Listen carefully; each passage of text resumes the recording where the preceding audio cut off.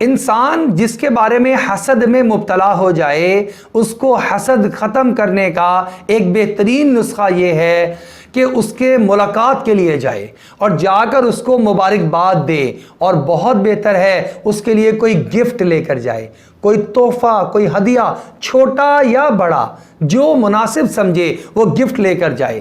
اب کہاں تو یہ جذبہ پیدا ہوا ہے اس کو یہ نعمت کیوں مل گئی، اس سے یہ نعمت چھن جائے، مجھے مل جائے، مجھے ملے یا نہ ملے اس سے ضرور چھن جائے کسی طریقے سے، یہ جذبہ الٹ کر دیں۔ آپ اس کے پاس جائیں اور جا کر اس سے محبت کا اظہار کریں اور اس کو مبارکباد دیں اور اس کو اپنی جانب سے کوئی ہدیہ اور تحفہ دے دیں۔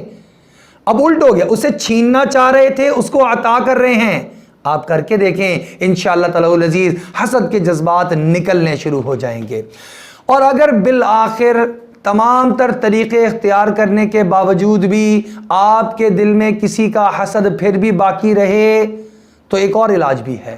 وہ علاج یہ ہے، آپ جا کر اس سے کھلم کھلا اس کے منہ پر اظہار کر دیں کہ میرے بھائی آپ کو یہ نعمت ملی ہے، مجھے حسد کی جذبات پیدا ہوتے ہیں، میں نے بڑی کوشش کی ہے، میں نے وہ تمام طریقے اختیار کر لیے، آپ کے لیے دعا بھی مانگی اللہ سے کہ اللہ آپ کو اور ترقیات عطا فرمائے، کچھ دیر کے لیے سکون ہوا، پھر اس کے بعد دوبارہ سے حسد پیدا ہو گیا۔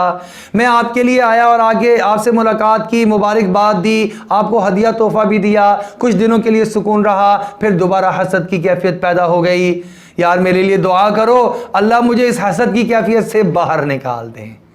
آپ یقین کریں آپ جا کے اظہار کریں گے وہ بندہ فکر مند ہو جائے گا اور وہ آپ کے لیے دعا کرے گا، اللہ اس کی دعا آپ کے حق میں قبول فرمائیں گے، اور انشاءاللہ تعالی العزیز یہ آخری تو ایسا طریقہ ہے اللہ آپ کو حسد سے انشاءاللہ ضرور پاک کر دیں گے۔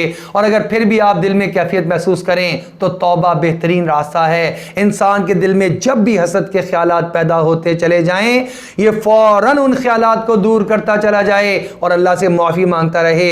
التائب من الذنب کمن لا ذنب لہ، گناہوں سے توبہ کر دینے والا ایسا ہی ہو جاتا ہے پاک اور صاف گویا اس نے گناہ کیے ہی نہیں تھے۔ اللہ جل شانہ ہمیں حسد سے اور حاسدین سے بچنے کی توفیق عطا فرما دے۔